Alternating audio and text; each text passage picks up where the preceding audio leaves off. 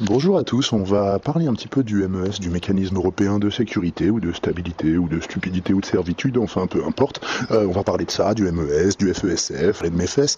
En tout cas, on va parler de cette espèce de grosse arnaque, de grosse pompe à fric qui vient d'être inventée là, par Sarkozy et par Merkel et qui vient d'être ratifiée à l'Assemblée nationale, donc non pas avec les voix du Parti Socialiste, mais avec, bande de couilles molles, leur abstention. Hein. C'est vraiment des gens qui disent, là on a des criminels qui sont en train de foutre le feu à la ville. Ils balancent de l'essence partout, ils mettent le feu. Eh bien moi, mon attitude responsable, de résistant, eh bien c'est, je m'engage, je refuse de mettre le feu, je m'abstiens de mettre le feu. Non, une attitude responsable, une attitude de résistance, c'est d'aller peut-être prendre le jerrycan des mains des pyromanes. Eh bien non, le Parti Socialiste, hein, c'est des gens, c'est des pompiers, ils s'abstiennent de mettre le feu et ça leur suffit. Bon, alors ça va bien nous prouver, bien sûr, lors d'une petite parenthèse présidentielle là qu'on va faire avant de parler plus précisément du MES, que François Hollande et son changement dont il paraît que c'est maintenant, déjà, bon, on l'a vu, ça concerne pas la communication politique, puisque arrêter de prendre les Français pour des dindons, a priori c'est pour beaucoup plus tard, et puis résister efficacement à la finance, au capitalisme, au néolibéralisme, à la main du marché sacré, et à tout un tas de choses, eh bien c'est aussi pour beaucoup plus tard, et mes amis, ça vaut le coup de vous faire cryogéniser et décongeler dans 500 ans pour espérer voir peut-être le Parti Socialiste résister à quoi que ce soit qui s'apparente au cannibalisme financier.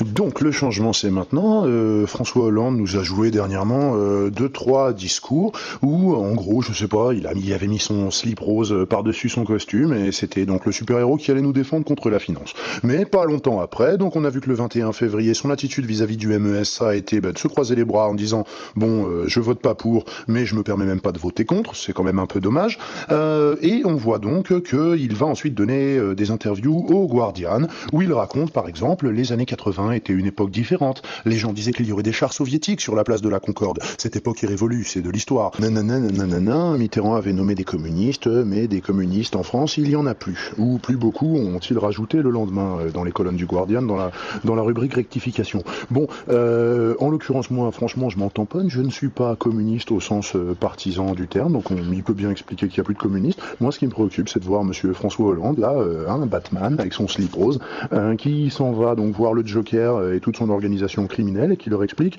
qu'il ne faut pas craindre son action de justicier. En gros, il nous dit voilà, pour les besoins de la campagne présidentielle, hein, j'explique que j'ai des couilles et là, je les pose sur la table et je vous explique que dedans c'est du chewing-gum. Donc n'ayez pas peur, ne craignez rien, ne craignez pas, nous dit-il, hein, c'est vraiment lui qui leur dit ça, que le système financier en gros ne doit pas craindre des réformes et des régulations s'il est élu. Donc bien entendu, on peut dire que il ne faut pas comprendre qu'il n'y aura pas de réformes et de régulations, mais qu'il dit bien qu'il y en aura, mais qu'il ne faut pas les craindre. Donc comme je le dis, hein, quand Batman explique qu'il ne faut pas craindre les armes qu'il utilisera pour combattre le Joker, eh ben quelque part ça veut dire que ces armes seront inopérantes. Donc en l'occurrence, il va expliquer aux financiers, je vais faire des trucs, mais n'ayez pas peur, ça ne va pas du tout empêcher les super profits, la spéculation et la mainmise du système financier sur l'Europe et sur le monde, bien entendu.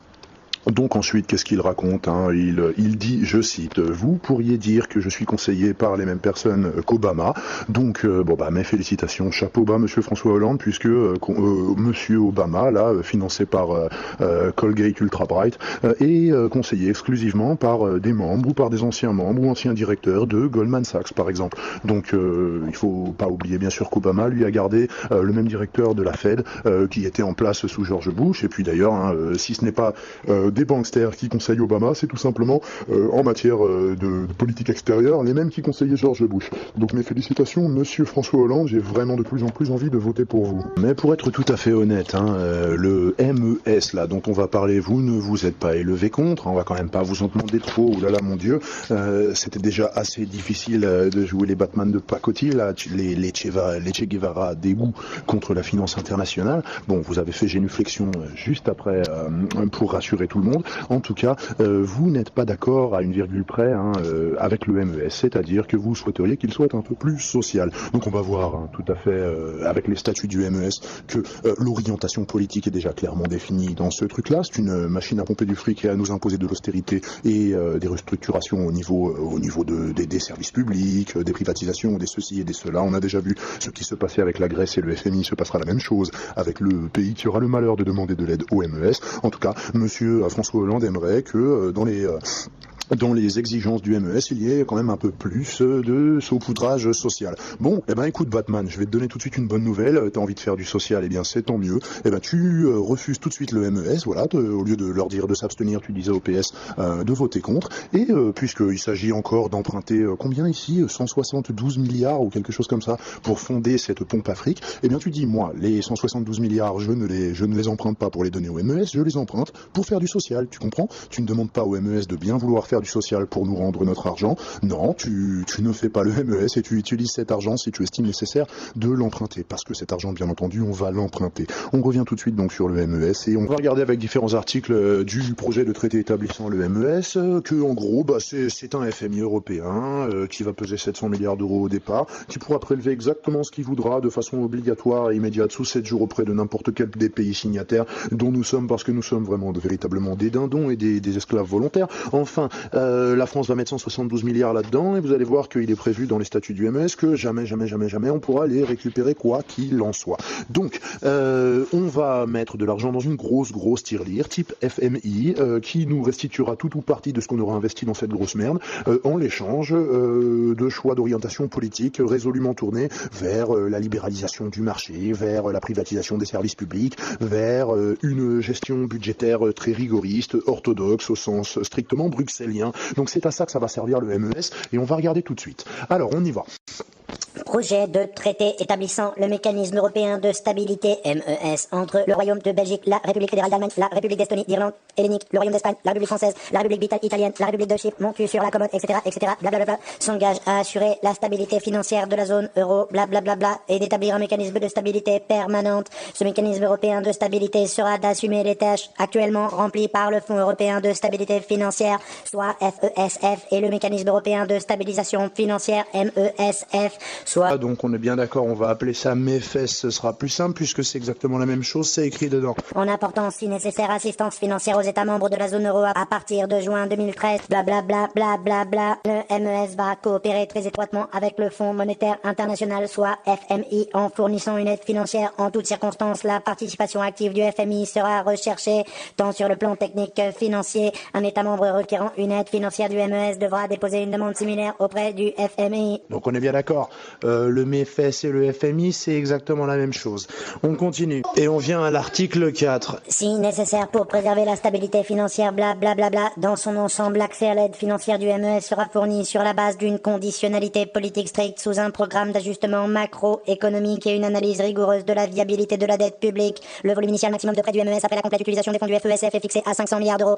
Donc on est bien d'accord là. Dans le cas de la France, nous on met 172 milliards d'euros dedans, d'accord, et il est bien question de nous les restituer, hein, si jamais il nous manquait, vu qu'on les emprunte et qu'on les a pas, mais qu'on les emprunte quand même pour les mettre là-dedans. Donc si jamais il nous manque et qu'il faut qu'on quémande pour les avoir, on devra donc le faire sous réserve d'un strict ajustement macroéconomique et d'une analyse rigoureuse de la viabilité de la dette publique. C'est-à-dire que si l'analyse vigoureuse de la dette publique ne satisfaisait pas les cadres, donc on va le voir, hein, les cadres qui jouissent d'une immunité diplomatique totale, donc de ce truc-là, si jamais l'analyse de la dette ne leur convenait pas, peut-être qu'ils nous donneraient même pas les 500 milliards d'euros. Donc les 172 milliards que nous, la France, on aurait mis dedans, en gros, comme d'habitude, on pourrait les rouler en tube et en faire un usage anatomique qui n'est pas forcément du goût de chacun. On va sauter directement à Article 32, statut juridique, privilèges et immunités. En vue de permettre au MES de réaliser son but, le statut juridique, les privilèges et les immunités définis dans le présent article lui sont accordés sur le territoire de chacun de ses membres. Le MES s'efforce d'obtenir la reconnaissance de son statut juridique, de ses privilèges et de ses immunités sur les autres territoires où il intervient ou détient des actifs. Le MES possède la pleine responsabilité juridique et la pleine capacité juridique pour acquérir et aliéner des meubles et immeubles. Vous avez entendu, le MES possède la pleine personnalité juridique pour acquérir et aliéner des biens meubles et immeubles. Et on parle bien de cette capacité à le faire sur le territoire de tous les membres signataires. Donc on est d'accord, le MES possède la pleine personnalité juridique pour saisir des meubles et immeubles français. D'accord ? Donc, pour conclure des contrats pour traîner en justice et conclure un accord de blablabla. Le MES et ses biens, ses financements, ses avoirs, où qu'ils soient situés et quel qu'en soit le détenteur, jouissent de l'immunité de juridiction sous tous ses aspects, sauf dans la mesure où le MES y renonce expressément, blablabla. Les biens, les financements et les avoirs du MES, où qu'ils soient situés et quel qu'en soit le détenteur, ne peuvent faire l'objet de perquisition, de réquisition, de confiscation, d'expropriation ou de toute autre forme de saisie ou de mainmise de la part du pouvoir exécutif, judiciaire, administratif ou législatif. Les archives du MES et tous les documents qui lui appartiennent ou qu'il détient sont inviolables. Les locaux du MES sont inviolables. Les communications officielles du MES sont traitées blablabla. Tous les biens, financements et avoirs du MES sont exempts de restrictions, réglementations, contrôles et moratoires de toute nature. Alors, je sais pas si ça vous va et si vous comprenez tout à fait ce que ça veut dire, mais on va juste continuer avec l'article 35. Immunité des personnes. Dans l'intérêt du MES, le président du conseil des gouverneurs, les gouverneurs suppléants, les administrateurs suppléments, ainsi que le directeur général et les autres agents du MES, ou même leurs chiens, ne peuvent faire l'objet de poursuites à raison des actes accomplis dans l'exercice officiel de leurs fonctions et bénéficient de l'inviolabilité de leurs papiers et documents officiels. Le conseil des gouverneurs peut renoncer dans la mesure et aux conditions qu'il définit aux immunités conférées par le présent article en ce qui concerne le président du conseil des gouverneurs, un gouverneur suppléant, un administrateur supplément, ou le directeur général, ou sa secrétaire, ou sa maîtresse, ou même son chien. Le directeur général peut lever l'immunité de tout agent du MES, à l'exception de la sienne. Chaque membre du MES prend rapidement les mesures nécessaires pour blablabla. Le MES, exonération fiscale. Dans le cadre de ses activités officielles, le MES, ses avoirs, ses revenus et ses biens, ainsi que les opérations et transactions autorisées par le présent traité sont exonérés de tout impôt direct, blablabla. Les agents du MES sont soumis à l'impôt interne perçu au profit du MES sur les salaires et émoluments payés par le MES conformément aux règles adoptées par le Conseil des gouverneurs. À partir de la date à laquelle cet impôt est appliqué, ces traitements et émoluments sont exonérés de tout impôt national sur le revenu. Aucun impôt de quelque nature que ce soit n'est perçu sur les obligations ou titres financiers émis par le MES, ni sur les intérêts et dividendes y afférents, quel que soit le détenteur. Article 8. Capital autorisé. Le capital autorisé du MES est fixé à 700 milliards d'euros. Il se divise en 7 millions de parts ayant chacune une valeur nominale, blablabla. Les membres du MES s'engagent de manière irrévocable et inconditionnelle à fournir leur contribution au capital social autorisé conformément à leur clé de distribution définie à l'annexe 1, blablabla. Ils répondent en temps voulu à tous les appels de fonds conformément aux modalités définies, blablabla.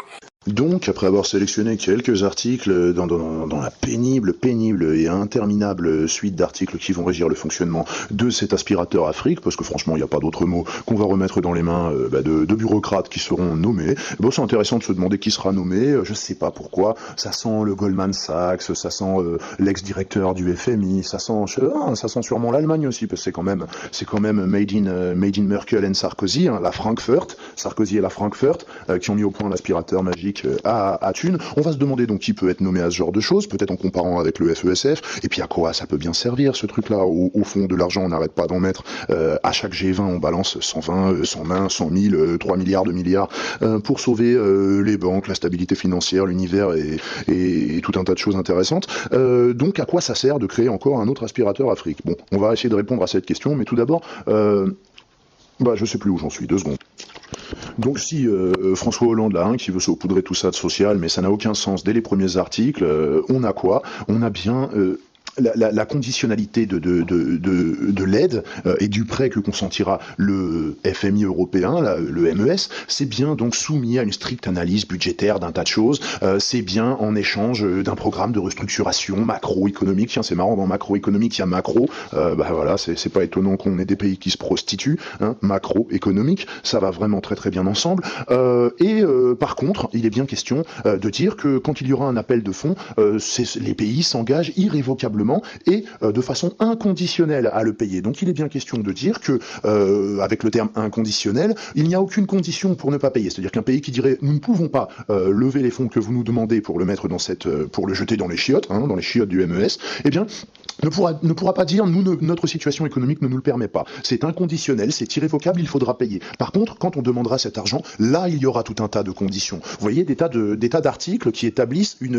des règles totalement léonines. Vous voyez, des règles cannibales, c'est la loi de la jungle, on ne sait pas pourquoi. On a décidé qu'on allait créer un ogre au-dessus de nous, dont l'immunité des locaux, des documents, des transactions, de tout ce que vous voulez, est irrévocable également devant n'importe quelle juridiction. Il est clairement prévu dans le fonctionnement du MES qu'aucun État ne puisse jamais l'attaquer ou demander un arbitrage à propos d'un différend quelconque. Tout cela est clairement écrit. Nous souhaitons en créant le MES abdiquer toute possibilité de choisir ce que nous ferons de notre argent, puisque nous devrons lever des fonds de manière irrévocable. Quitte à emprunter, je le dis, je le répète. Franchement, c'est à s'arracher les cheveux, c'est absurde et incohérent à la fois.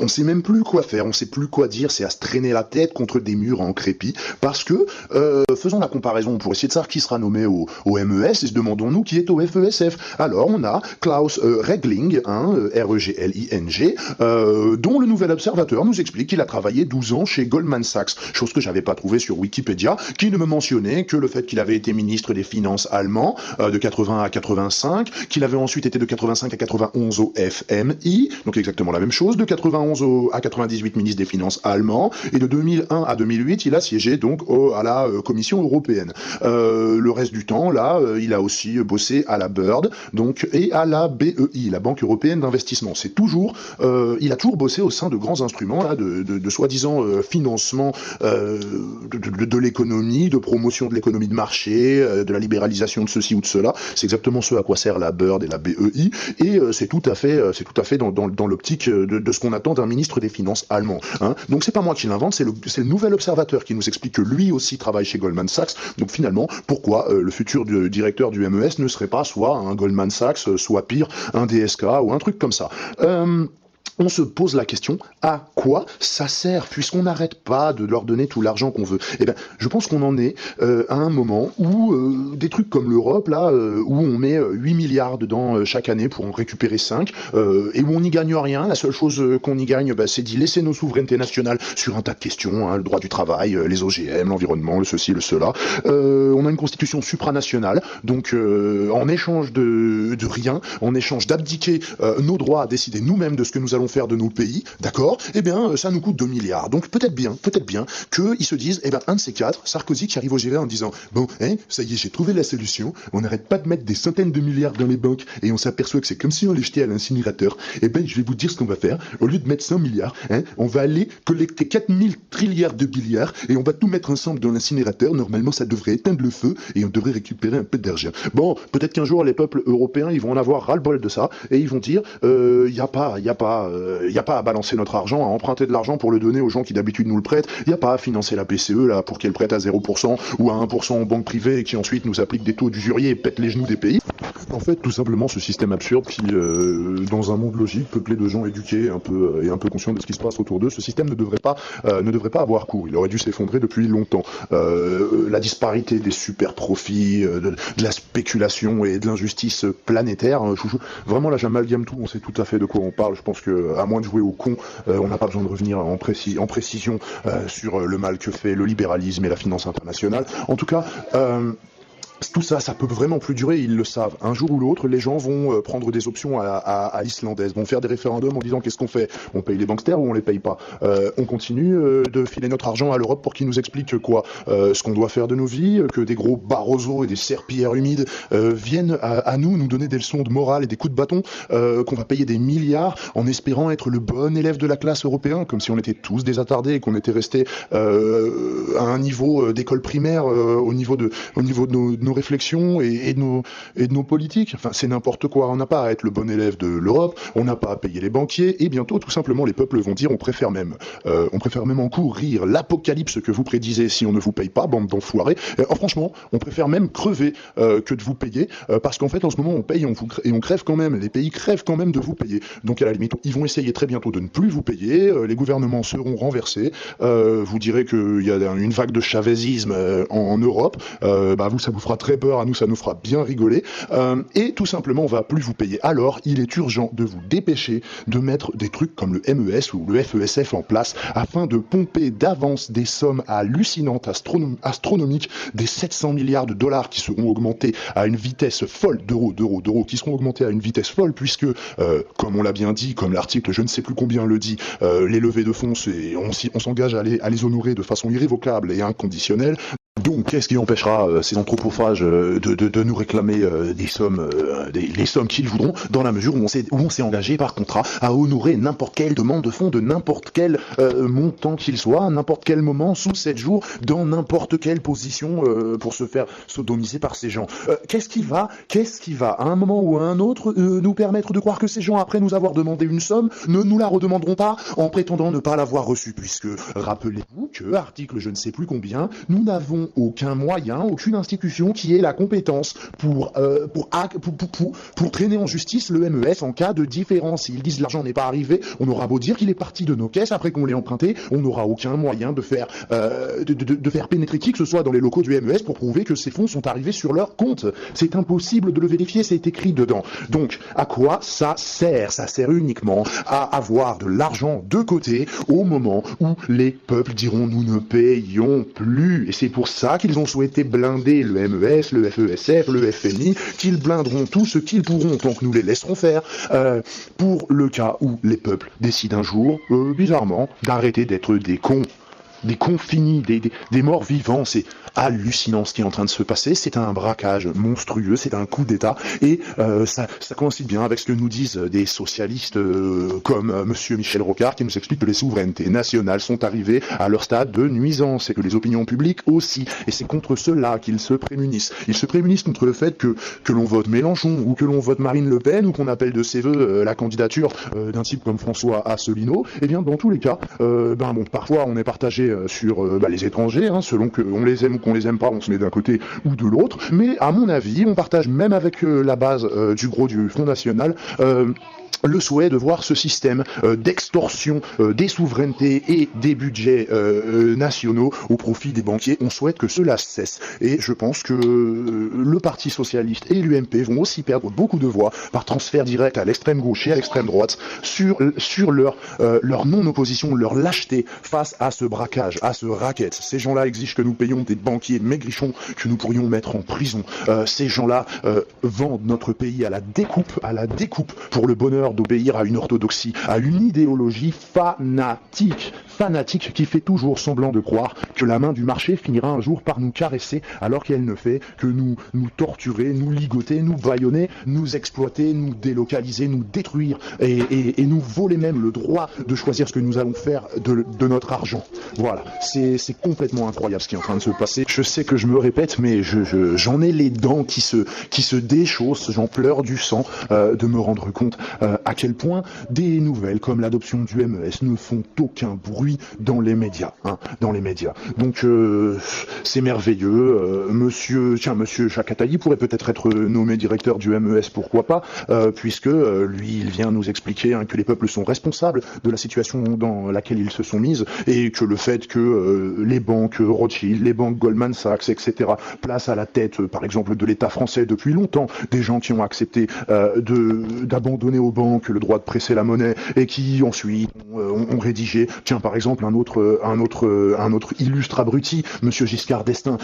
Ce type-là, il a bien rédigé la Constitution européenne, passée sans référendum. Et qu'est-ce qu'elle nous explique, la Constitution européenne? Que tout est à vendre en Europe, que la libre concurrence, c'est l'alpha et l'oméga du bonheur humain, et ce qu'il faut souhaiter pour l'humanité. Or, cela se passe exactement dans un monde où les États-Unis ont choisi, eux, de faire tourner une planche à billets et d'acheter tout ce qui est à vendre en Europe avec de l'argent fictif. Tout ce système est extrêmement cohérent. La pieuvre Goldman Sachs, le pantin Obama, et monsieur François Hollande qui se targue d'être conseillé par les mêmes gens qui conseillent à Obama d'acheter l'Europe à la découpe en précipitant la chute de cette grande mascarade qu'on appelle l'Europe et dont M. François Asselineau explique assez clairement lors de longues conférences très référencées, avec des preuves à l'appui, avec des documents qui sont cités, que l'Europe a été initiée par des think tanks américains. Voilà, donc à bon entendeur, salut François Hollande, au revoir Nicolas Sarkozy, on parlera de vous un peu plus tard parce que vous jouez les élites. Vous jouez quoi, le peuple contre les élites? Non mais attendez, vous jouez l'hôpital contre la charité, mais on y reviendra.